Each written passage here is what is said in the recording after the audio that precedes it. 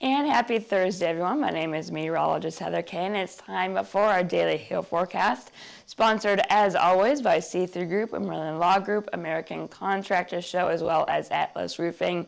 Thank you guys for sponsoring our videos. So let's get right into our weather headlines. We do have a low chance for severe weather in parts of the Northwest for both hail and wind. So we'll take a look at what areas we'll be watching for that. And then as we get into tomorrow, as of right now, it should be a relatively quiet day in terms of severe weather at least. But then as we get into this weekend and into next week, it looks like that pattern is going to be a bit more active. And so we'll be taking a look at that and showing you what areas we'll be watching for those few days as well. So let's get right into our current conditions across the country. You can see the middle of the U.S. is really nice right now. Plenty of sunshine, no cloud cover to really speak of. The system that was bringing severe weather the last few days is basically off the coast. We just are dealing with the cold side of it now with some rain and even some snow here in the northeast. And then our next weather maker is trying to make its way on into the northwest, and I'll show you that in just a second. So again, some snow here from New York to Maine, and then some cold rain from basically Michigan to Illinois, all the way to Pennsylvania and down into the Virginias. Then getting out west, you can see that low spinning off of the coast of California and getting into parts of Idaho and Montana. You can see that southerly flow bringing in some moisture from this system, and we'll be watching you guys for the potential for some marginally severe weather this afternoon and evening. So zooming on out, taking a look at our temperatures. Here in the middle of the country, starting to warm back up, getting into the lower 60s. It's 62 right now in Oklahoma City, 74 down in Dallas, 76 in Houston.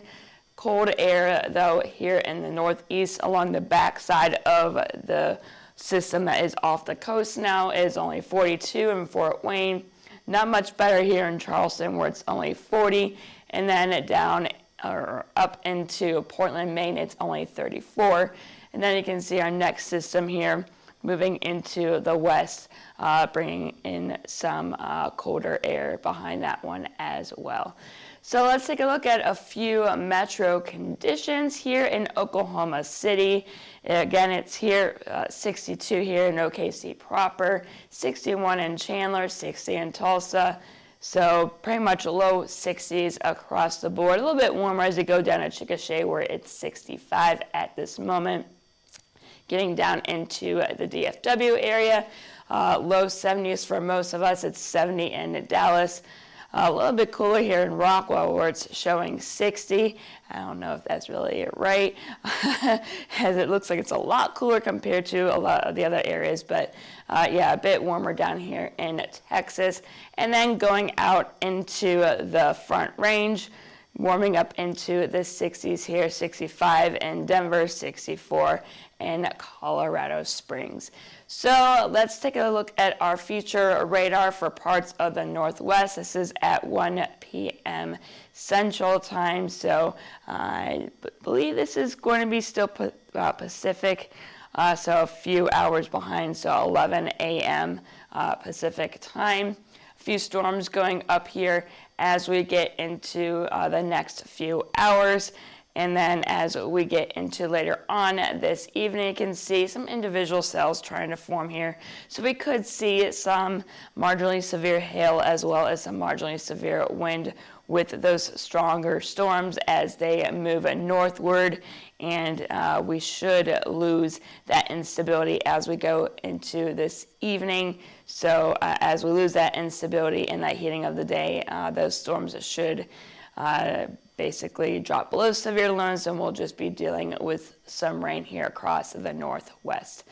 So in terms of hail, again, I'm going to keep it pretty low. Quarter-size hail, maybe some half dollars. We'll see basically from parts of western Idaho into western Montana, Boise, and Missoula. You guys had the best chance to see that hail today. And then for the wind, basically the same areas, up to 60-mile-per-hour wind gusts are possible here from Boise up to Missoula. So again, a low chance, but it is something that we will be watching as we go through this afternoon and evening. And then as we get into tomorrow, it should be quiet in terms of severe weather, but as we get into this weekend and into the beginning of next week, things will once again become a bit more active. So here is that system that was bringing severe weather across parts of the country the last few days. That trough is starting to move off the coast, just some cold air now coming in behind it with that northerly flow.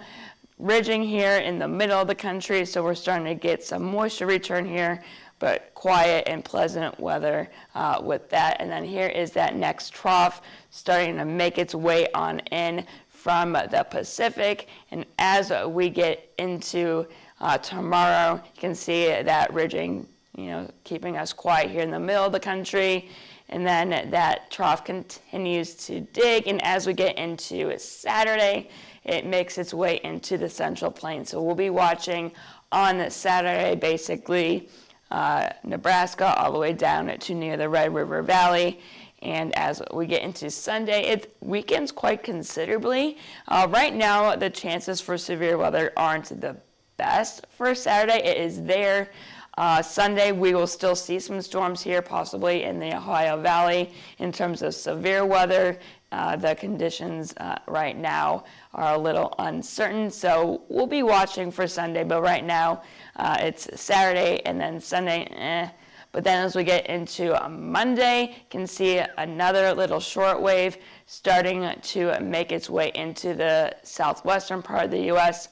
And so unfortunately for those people here in the south, for the eclipse, cross your fingers, we may have some cloud cover here and then some storms in the afternoon and evening. And then on Tuesday, you can see that little shortwave is not moving a whole lot to the east.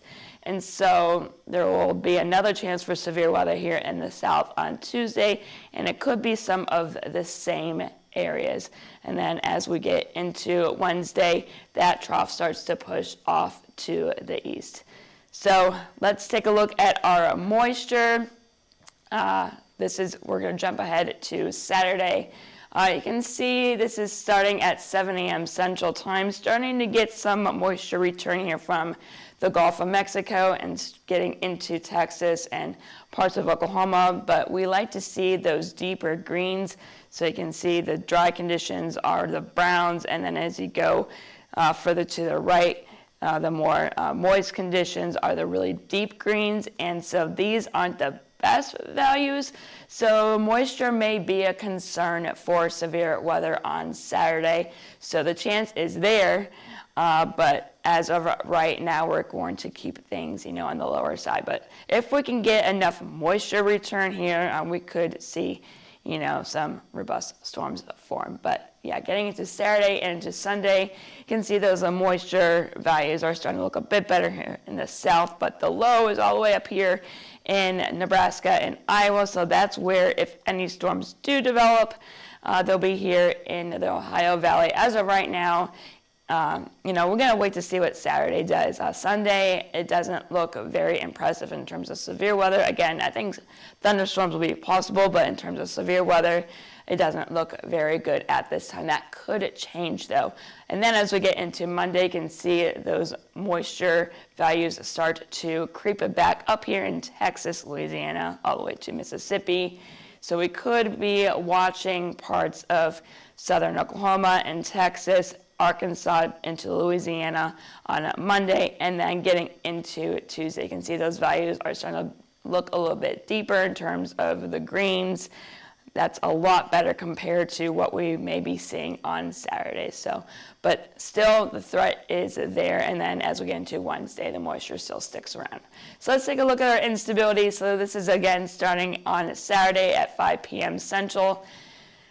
There's some instability, there's not a whole lot. So it's something, again, that we have to keep an eye on. Moisture may be an issue. There's not a whole lot of instability according to this particular model right now. But we will be keeping an eye on that for sure. And then as we get into Sunday, again, not the best.